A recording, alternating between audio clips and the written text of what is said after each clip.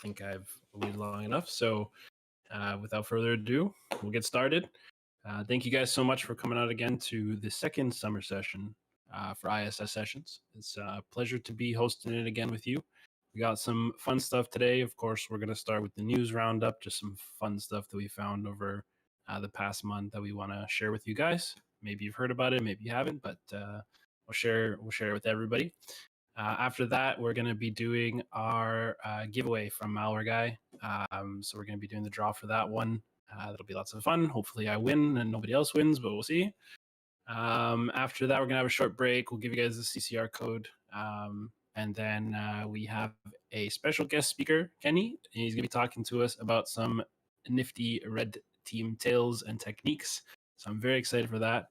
Can't wait to hear what you have in store for us today, my friend. So, without further ado, let's start off with the news. All right. So the story I picked is about Amazon. They're facing around 30 million in fines due to privacy issues with Ring doorbell and their Alexa virtual assistant. The FTC claims that they were engaged in unlawful surveillance of customers and failing to prevent hackers from gaining control of users' cameras. Not only that, but Ring gave every employee, as well as hundreds of Ukraine-based third-party contractors, full access to everything, regardless of whether the employee actually needed the access to perform his or her job function. Ring are, according to the proposal, meant to pay 5.8 million in refunds to consumers and will be barred from profiting from unlawfully obtained consumer videos. And then on other news also related to them, this case, they're being charged for 25 million. This is due to it having to do with kids.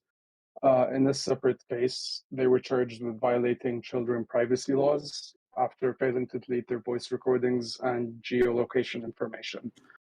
And after the request happened, Amazon failed to honor a parent's request, and they actually ended up retaining the transcript for those recordings and failing to disclose that they were doing so. And yeah, so be careful with that stuff. Thanks for listening, guys. Awesome. Thank you so much. So I believe I'm up next. Give me 1 second here.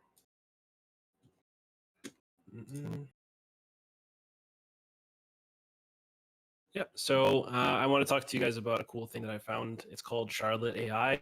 So I know you guys have probably heard a million different things about AI up until this point, but I thought this one was pretty cool in relation to the stuff that we do for information security. So it's Charlotte AI. It's developed by CrowdStrike, which I'm pretty sure many of you guys know of.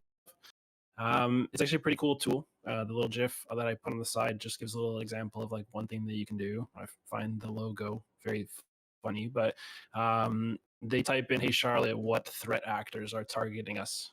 Which and gives them the user a little bit of a report of like what kind of threat actors actually have been targeting them and some information about them. It's really useful for less experienced IT and security professionals, just because it allows you to find information that you're looking for easily and respond to incidents faster. And it also helps more experienced people just to go through really repetitive data collection tasks and extracting information. You can use natural language prompts, just like I show in the example here. It's pretty intuitive to use.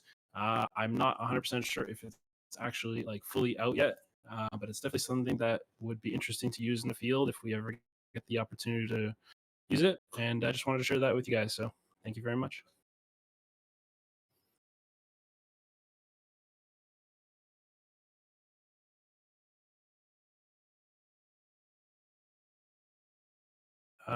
Tio, are you up next? Yeah, sorry. My mic's not really working and my voice is all fucked up because I'm sick.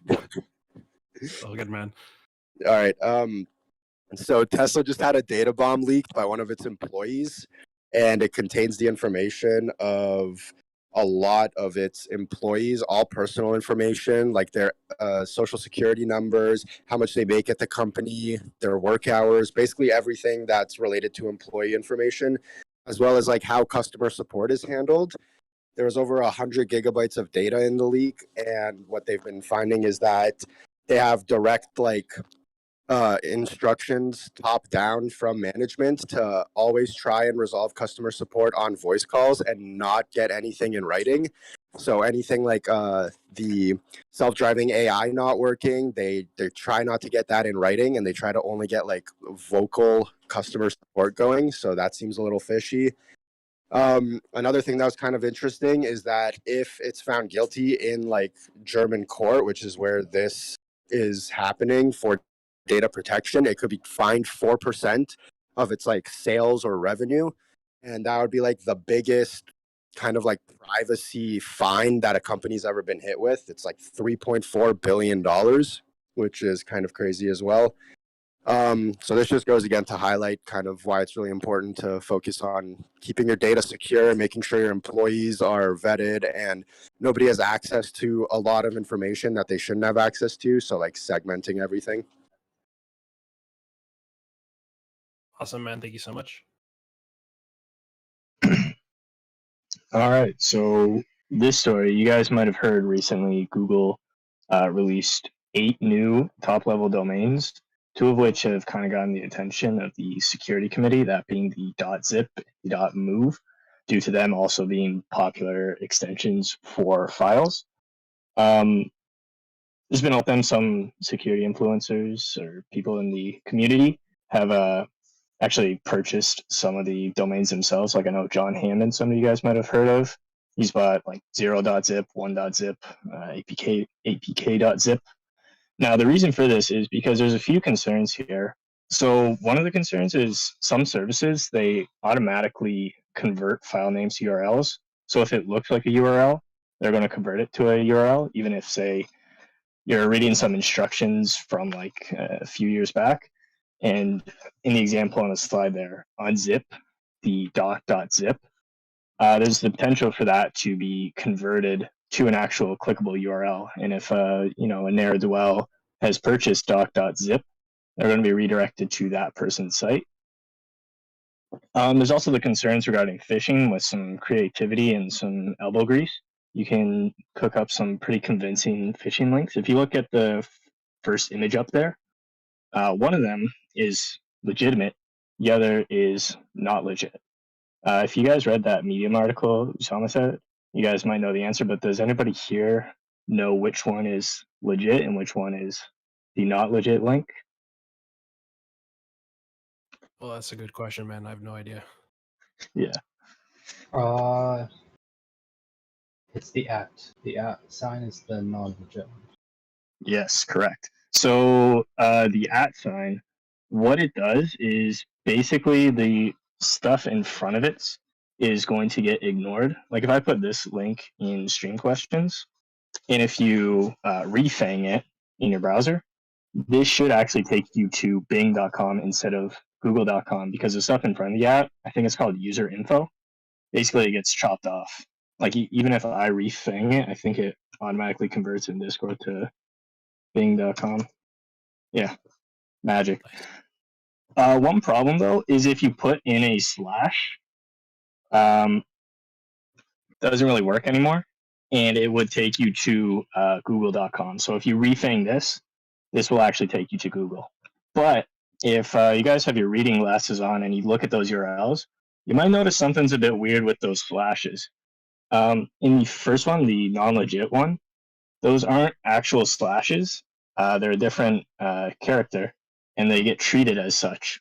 So that means the at character works again. So it's not going to take you to github.com. It's actually going to take you to b1271.zip. So this is kind of where the concerns with phishing are stemming from. And, these concerns, they ended up manifesting in real life. Some people had the audacity to kind of tarnish the sanctity of our .zip URLs. If you see in the next images, from VirusTotal, Microsoft -office.zip. That's not legit. It's going to take you to a fake login site, so they're looking to take your credentials there. So I guess phishing, kind of the same tricks apply, the same defensive mitigations. Put your thinking caps on and always be careful with your links. Awesome, man. Thank you so much. That was actually really cool. I had no idea that something so small like that could actually cause such a big mess. So thanks for showing that off to us. Alrighty. So next we have our giveaway, and I think Abdul, you were going to take over the giveaway section. Yeah, let's do that. Let me just share my screen. Just a second.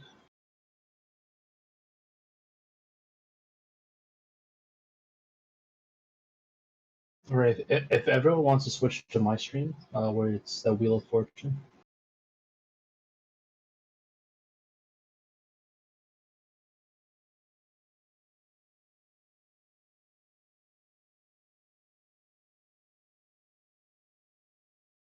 Perfect. I think Lucas is on it too.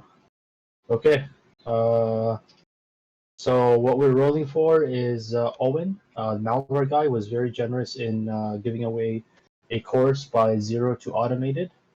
So that's super exciting. Huge shout out to him. And here we go.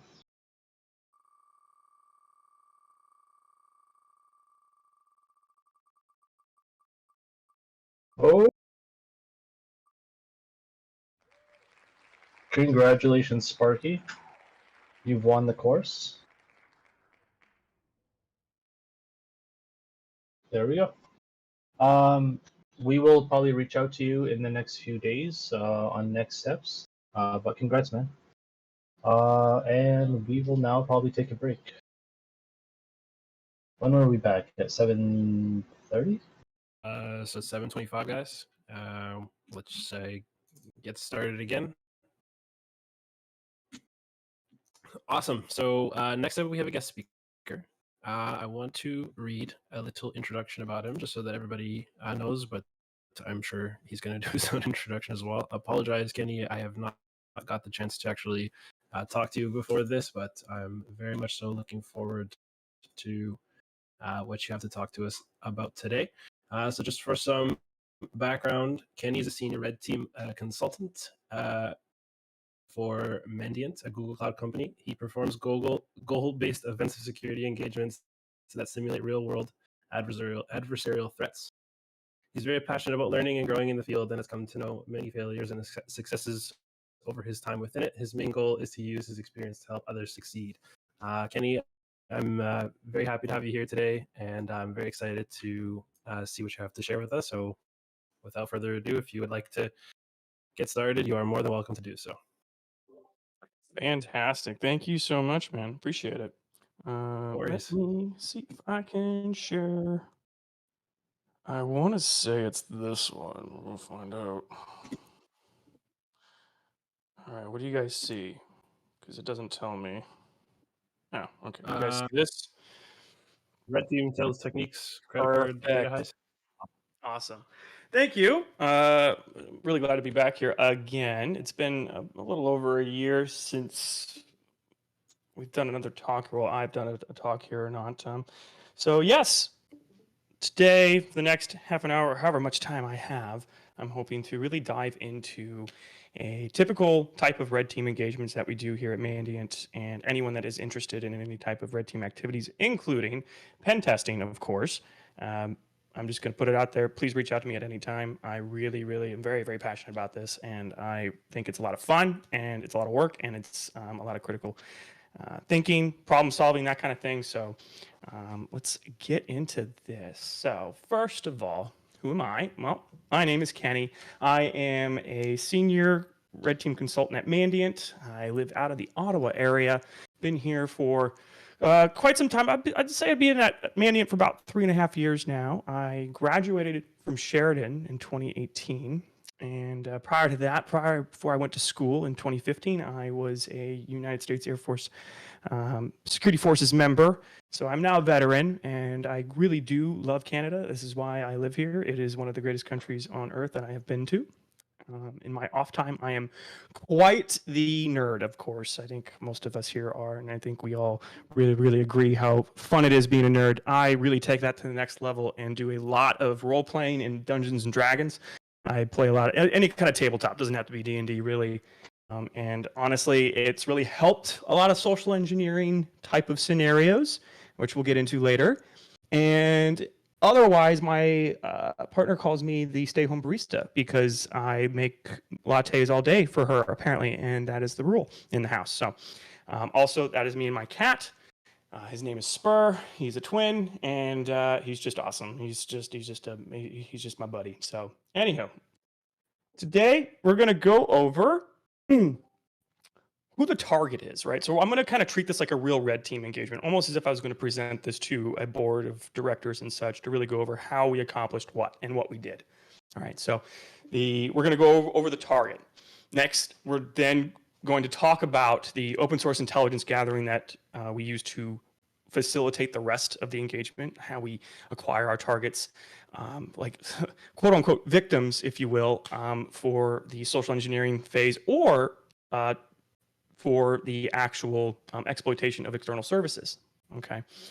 Next, we're going to get into password spraying. I've talked about it quite a bit here before. It is still so great when you are able to password spray low and slow, nice and steady to pick up any low-hanging fruit to use for later. And then we're going to talk about what everyone really is usually interested in. That's the social engineering side of this. And then the internal access that was achieved, of course. Otherwise, I wouldn't be talking about this. And then how we access credit card data, what we were expecting, and how we were able to exfiltrate the data. Okay, so without further ado, so the target, okay, is called Piggy Bank Treasures. All right, this is all fictional, of course. Everything here has been done, but this company itself, you will not find anywhere except for right here. So Piggy Bank Treasures is a financial institution that has credit cards. Okay, they store them, they house them, they have many different users around the world, okay? And we were given several objectives within a very small time frame. Now, a typical red team is going to be not 6 weeks, but usually typically around 2 months. That's pretty small anyways. The real sweet spot for me, at least, to really function better and less under a lot of stress, and that's going to be 3 months. However, we got a job to do. We're going to do it, and we're going to do it the best of our ability, of course. So the main objectives is to breach the perimeter, right? That means getting through the external defenses, right? And then compromising the Active Directory. That's just default. That's usually like the first thing we go for, and then we set up persistence around everything so we can stay within the network and accomplish the objectives that the client has given us. And then after that, we need to obtain that objective, which is going to be the actual credit card data, and then exfiltrating that data. However, because this is there's some feedback from somewhere. Because this is a real data, right? So the data that we would have to obtain here, it is going to be simulated in the exfiltration side. In fact, in most scenarios, we're not actually going to touch very, very, very sensitive data because of compliance issues and everything, unless if there's like written legal kind of documentation ahead of time. But in this case, Piggy Bank said, don't worry about it. Just as long as you can demonstrate the capability and then simulate exfiltrating stuff later, that's absolutely fine, which is great, right? Being able to work with the client like that is wonderful. So first thing that we're going to do, of course, is OSINT, okay? OSINT is so important, okay?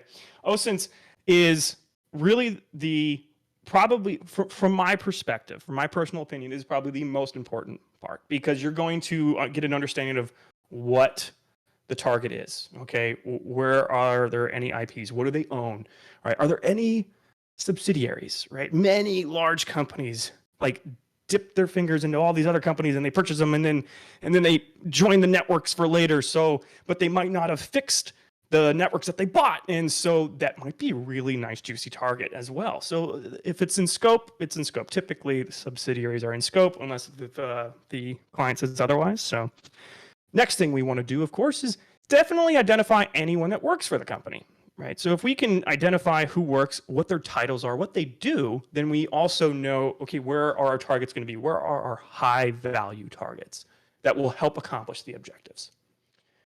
And we can get all that usually from social media. LinkedIn is a big one, but Twitter, also Instagram.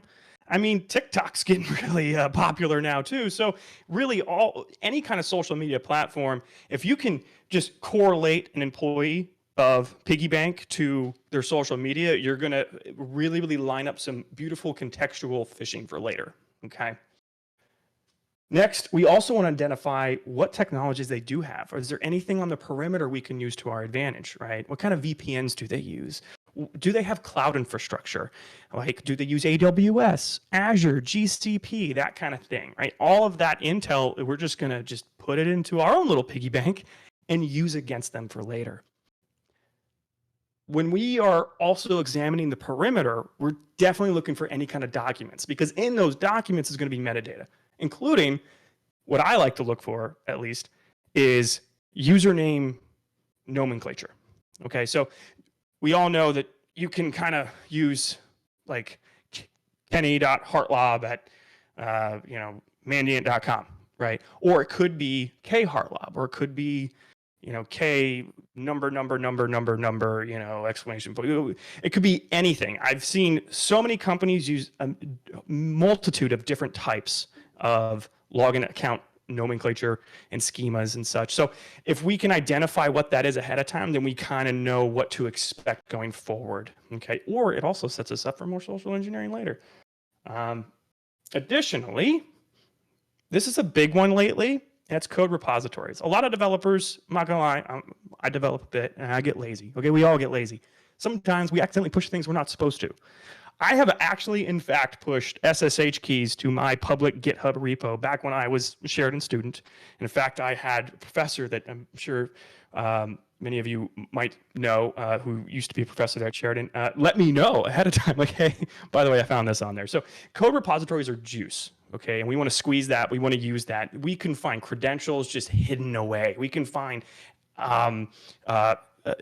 internal names for systems as well that we can then use. All right, even again, more of that metadata, right? Any type of data that only those internal employees should know will likely be in the code repositories additionally. So, and of course, if we can reverse engineer things, right? We got some really, really good talent on the team, actually around the world. Different companies as well. A lot of people go on the code repositories to find anything that they can reverse engineer and use to their advantage. So OSINT, all passive, right? Super passive. Okay, next. Password spraying. This works, honestly, regrettably, way too much. I don't understand why people still use weak passwords. I mean, I get it. I'm hoping that this eventually shifts where people start adopting a more complex password policy for companies, but we still don't quite see it all the time yet. So we like to target anything that's on the external. It could be a VPN portal. It could be just a regular sign in for their mail, right? Office 365 is very, very popular. A lot of companies use it. So we like to target that. And to give Microsoft, its due credit, it does a lot of work to prevent password spraying, a lot of work. So with that in mind, we have to be very low and slow. So we usually do one password pass, right? If you don't know what password spraying is, it's where you use one password against a list of users. Now, we gathered all those employees from the internet, right? We did our OSINT, we identified who works where, what they do, what their role is, and we compile a list of those users, and then we use that large list to then password spray with one password every 4 to 6 hours typically. Sometimes it'll be even longer than that. Sometimes it'll take like a week for one pass to go.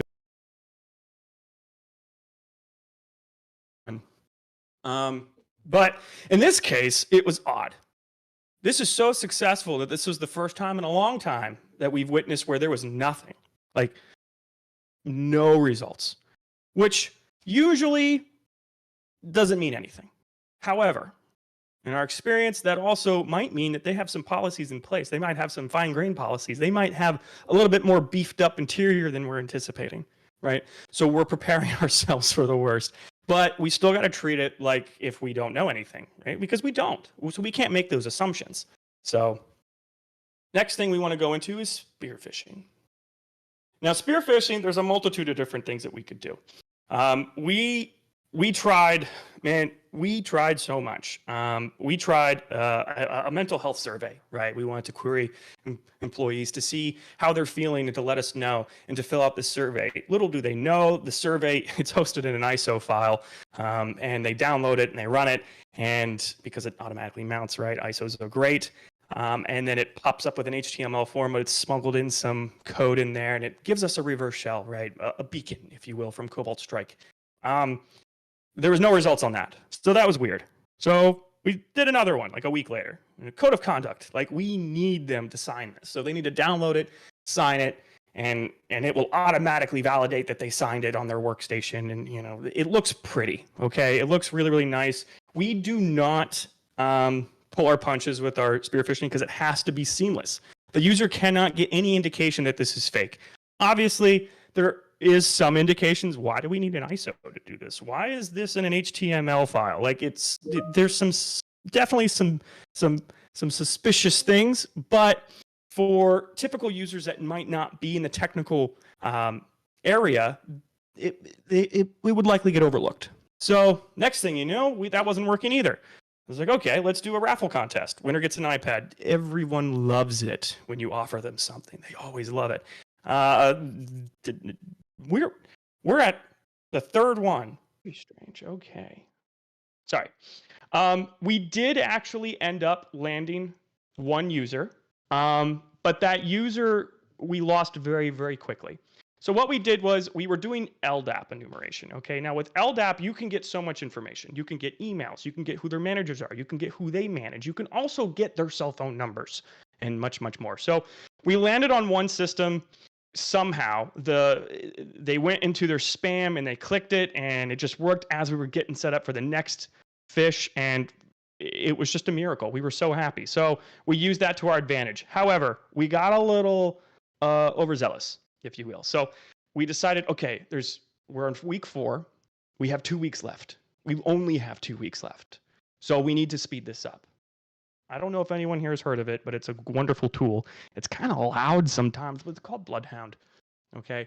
It is much faster. It will pull so much information. I don't need it to go to every single system. I just need it to go to the domain controller, which is where all the juice is. Okay. I want to squeeze that out, take that, exfiltrate it, and get out of there. The blue team had completely other plans, and they stopped it completely. We only got about a little bit of information. I think we got about maybe 1,000 users. Okay, no systems. We don't know anything about the systems. We don't know what they're using, and we don't know what version they are, but we just have a bunch of users. We have a bunch of users' information, like all this LDAP information, but that was it. That's all we had. And there is no assumed breach for this engagement, which is not fun because that means that we have to keep doing this until we get in. They're not going to just let us in to the front door and just assume we broke in. Sometimes it's not a requirement.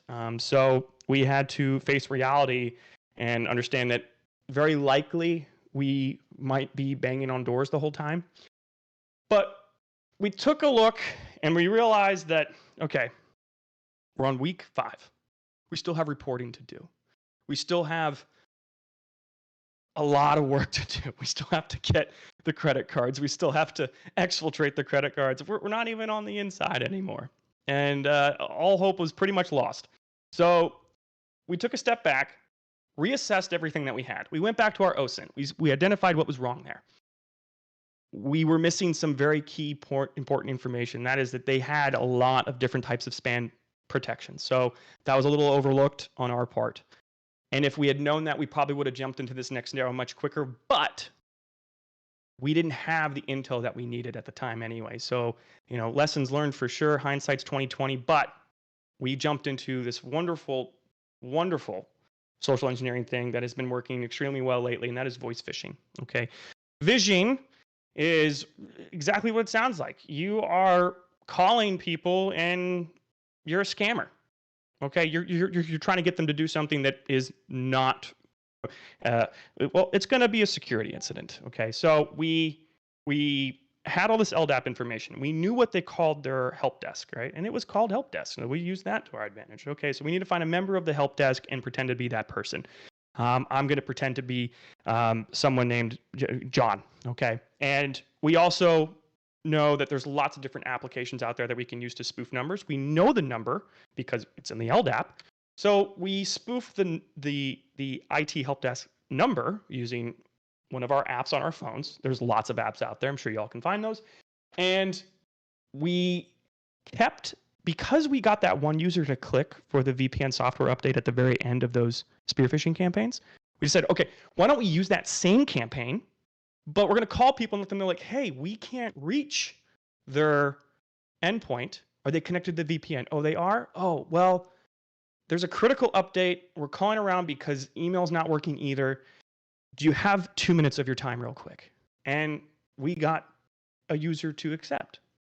So we called the initial conversation with the user went something like this, where they put in the URL that we gave them, which was categorized, and we knew that it was going to be accepted, but it didn't. In fact, it got blocked very quickly, and that was the file because the blue team had reacted to the ISO files.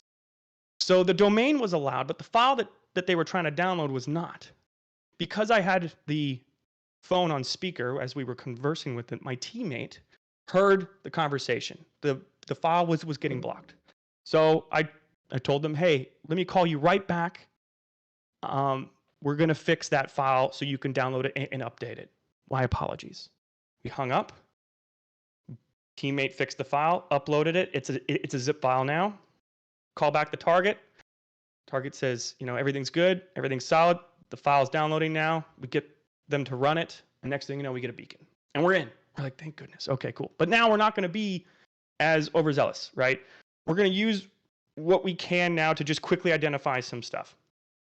We actually were able to breach the perimeter now twice, but technically this one's going to be more important because we identified a vulnerability on the inside for a vulnerable ADCS template. Okay, so since we're back in, I won't go into the very specifics here. I do encourage everyone to really look into this, but there are vulnerable certificate templates that domains can have, and you can actually exploit that to impersonate any user on the domain.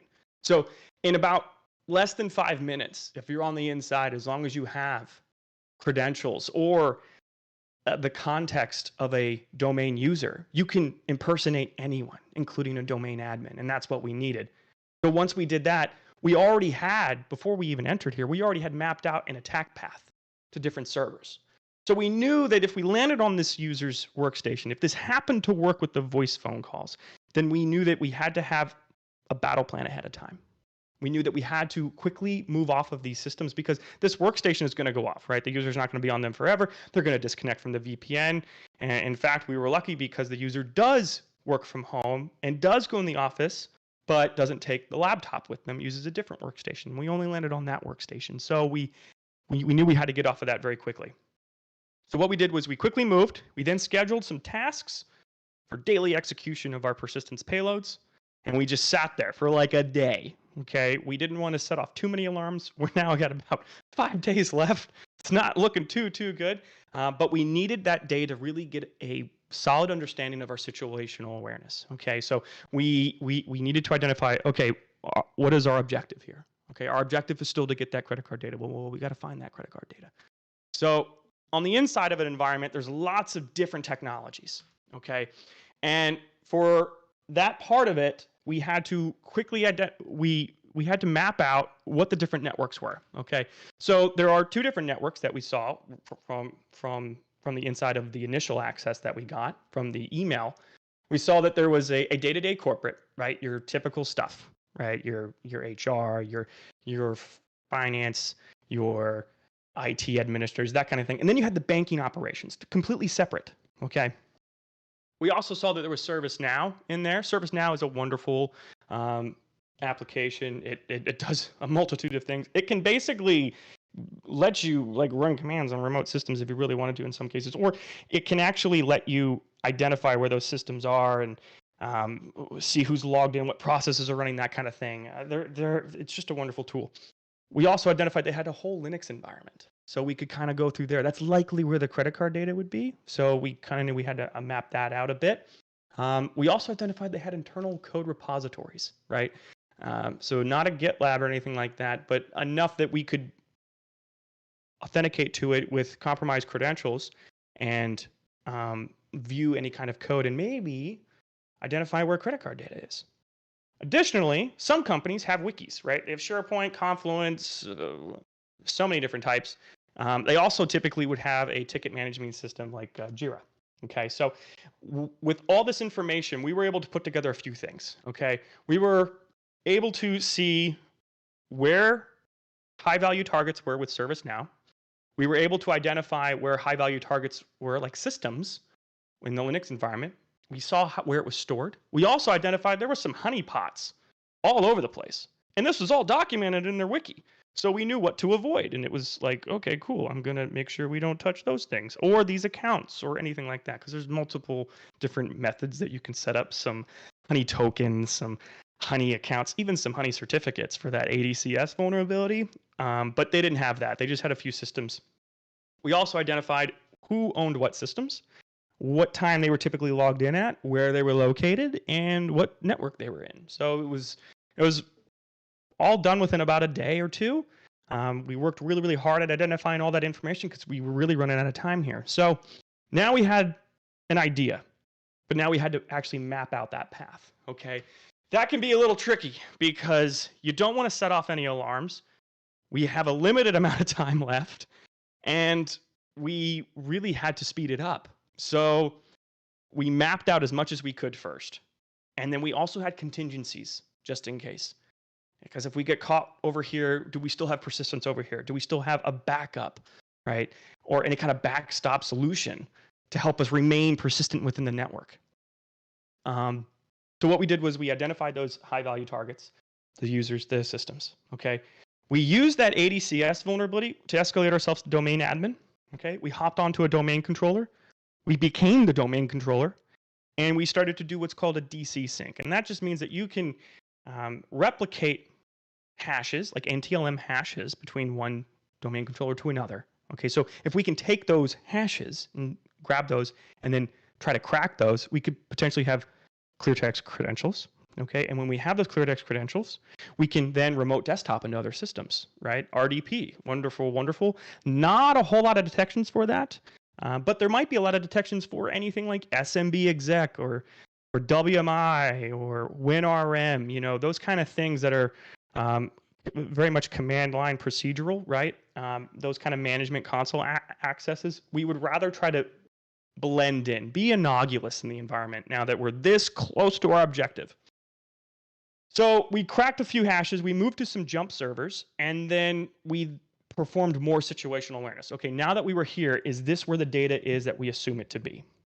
And we actually did identify that in several bits of information, we saw notes of system administrators locating or writing down where the location of several different decryption keys were. Just regular files, just sitting around. That was used for the credit card data. So when we identified those keys, it also happened to point to what they were, what data it is used and where its location is to decrypt it. So we had the keys. We had the data. Next thing that we needed to do was let the client know. Okay, so we called them up. We showed them what we found. And they said, good job. And that was it. And that was the whole objective, was just to access that data. They knew we were in the network. They didn't know where. We started to have this open conversation with Piggy Bank and kind of let them know that we are at certain areas of the network. We want to see what you will see now as we try to exfiltrate data. So this is where you go into like almost like a detect and notify phase. Okay, like if they detect us, they're going to let us know, which is good because we're also probably going to let them know like what we're trying to perform here. So we began to test the different types of exfiltration, but first we had to simulate credit card data. You can make any kind of program that does this, right? So we simulated like 5 gigabytes worth of credit card data. Actually, I don't even think it was that much, but I'm just making up a number here. And we exfiltrated over HTTP and HTTPS. They were able to identify the HTTP side, some of the HTTPS. We did it over DNS. DNS is a wonderful exfiltration method. It's also easy to be detected, so got to be careful with that. We also tried over SSH, that failed, and FTP, that failed, and of course ICMP, a little bit longer, but ICMP also did not work. So that was good, but we felt accomplished because we literally had about a day left, and so we scrambled, got that report done, and turned it in, and that was the final part of the engagement, the final 6th week there to actually accomplish those objectives. So it's always thrilling because you're going to have your ups and downs. You're going to have failures. You're going to run into all those things. But it's more important to ensure that you're delivering enough impact and value to the client, right? We were able to demonstrate that we could actually perform these objectives, which is good for them because then they can go and fix it. So some key takeaways here really from this engagement that we learned a lot of. We need to always ensure that we are doing that situational awareness, doing that whole 360. What's around us? What can we use? Even if we collected the data before, we need to go back and look at it. Okay, and that also means you got to keep track of it all. Okay, every new access or position that you do receive, you need to stop, look, and listen. It sounds kind of cliche, but really it's so important because you will then be better prepared in case things go wrong. All right, and you should never assume anything. And if you cannot properly 100% like guarantee something, you need to have those contingencies in place. There was at one point where my teammate and I were trying to identify where this credit card data was going to be, and I had another teammate tell us that we shouldn't go that route because we're kind of get detected. And with the clock ticking, we had to make the executive decision really, and that was to trust our one teammate. Like, are you sure this is where this goes? And they said, yeah, I'm 100% positive. I'm very positive. It's like, you know what? Let's do it. And they identified it beautifully, and it just executed wonderfully. And even if it didn't, right? I would rather give that a go because we had no other option. It was the best option that we had. And so you always got to weigh that too, right? Always, before you make any kind of decision, ask your teammates, hey, how do you feel about that? What do you think about this? Because then you can get that insight. Because your judgment could be clouded. You could also have tunnel vision. And that's very, very, very important to try and avoid on a red team, all right? You don't want to get detected, but at the same time, you want to deliver, okay?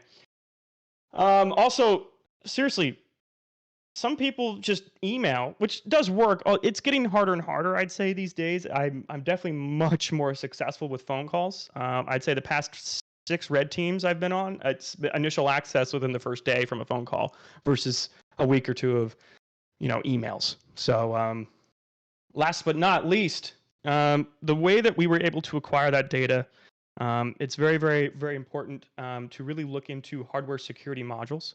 Okay, these are specific hardware tools that are nearly impenetrable that will protect that data. So even if you get certain keys, you kind of have to be there on site. You kind of have to have other keys. It's a beautiful cryptographic machine. I do recommend anyone that's curious about credit card data and how it's stored to really look into hardware security modules. Otherwise, that's about it. That's all I have for you all. If there's any questions, feel free to let me know, though. Awesome, man. That was actually a really cool presentation. Thank you so much for taking the time to put that together for us and for taking the time to actually present that all to us. That was awesome. Is there any questions in a voice, or do we have any questions in chat? I think Centrum had a question. I'll read it out. So, how are they able to detect HTTPS exfil? And with DNS, are you able to stay with UDP, and does that reduce detection? So HTTPS can be detected depending on the intercepting proxies that they have in place, right? So they can have proxies there that's just inspecting that HTTPS traffic, right? So if there's like certain certificates there that you have to have the systems trust, they can really decrypt that stuff on the fly. It's a big process.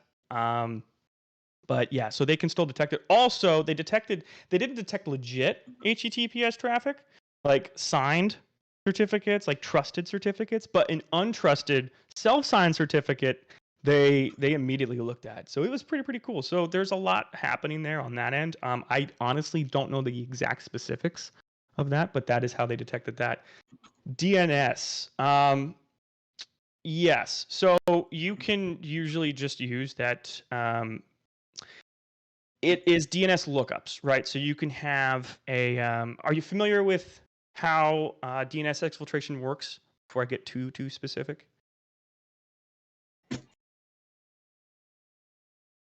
No, I'll take that as a no. Basically, you can recursively look up different. Oh goodness gracious, what is that? You can look up names, and you can base 64 those like A accounts, right? So you can do an NS lookup of like aabbccc.kenny.com, right? And then on the back end, it's going to slowly translate that. It takes a long time. It takes a very, very, very, very long time. I do recommend anyone that's curious about DNS exfiltration. It's typically the way out of any locked up network, because DNS is usually always allowed. I never really see it blocked. I always see it alerted on though.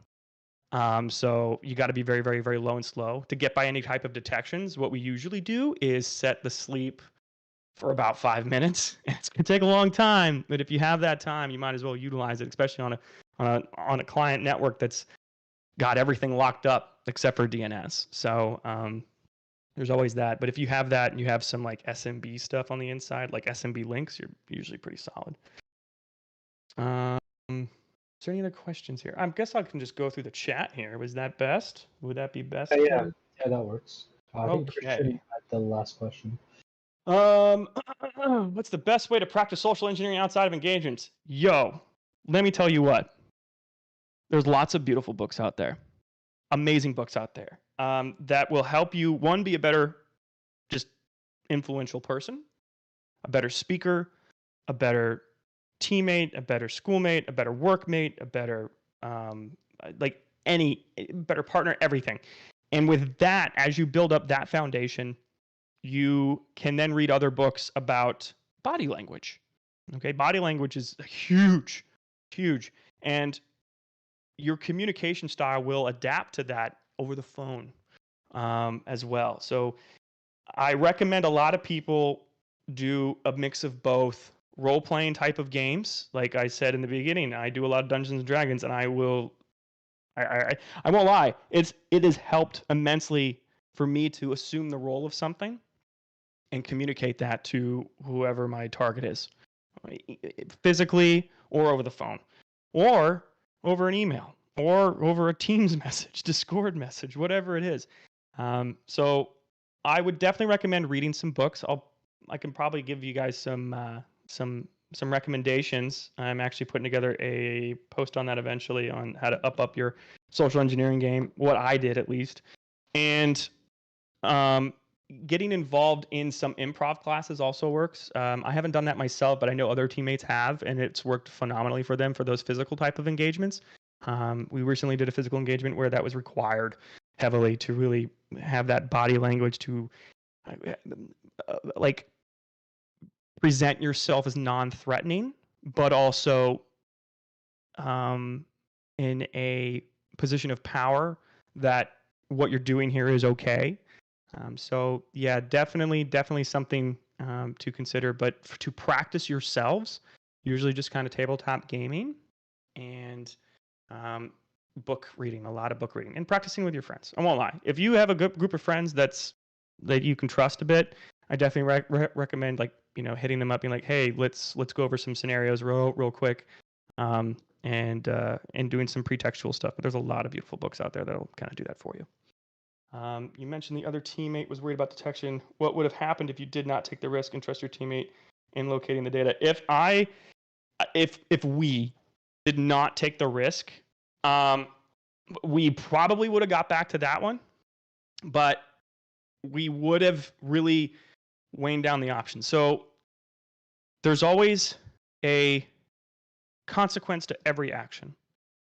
And you will always have to weigh those out. You're on the front lines of something, right? You're on the front lines of a network, you're on the front lines of being detected by the blue team. It's all about that decision making, but failure to make the decision is worse than not making any decision, I find. And we didn't have any other decision. We only had one other option, and that was their option. So if we didn't do that, we likely would have failed. We likely would have been there, looking at our hands like we don't know where the data is because we're too scared to set anything off. If we set things off, we set things off, and good on that. Good on them. They detected us. So it really comes down to that. I just recently experienced not how do I say that? I just recently, like yesterday, just experienced a pretty epic failure because I was a little overzealous in my tactics. Because of my experience, I got a little bit of tunnel vision and I got detected. So it does happen. It can happen. You can fail. So if it did, it is what it is. But I usually trust my teammates, and my teammates trust me, and that's just how it goes. Is there any other questions? I see a lot of people typing. Okay, cool. But yeah, hit me up anytime for sure. Like I said, I really, really love this stuff. Usually people are more interested in how they get into it, or they're curious how we work with the blue team. I'm close friends with a lot of blue team members from other companies, as well as the incident response team at Mandiant as well. So if you're ever looking for that, let me know, and I can probably connect you.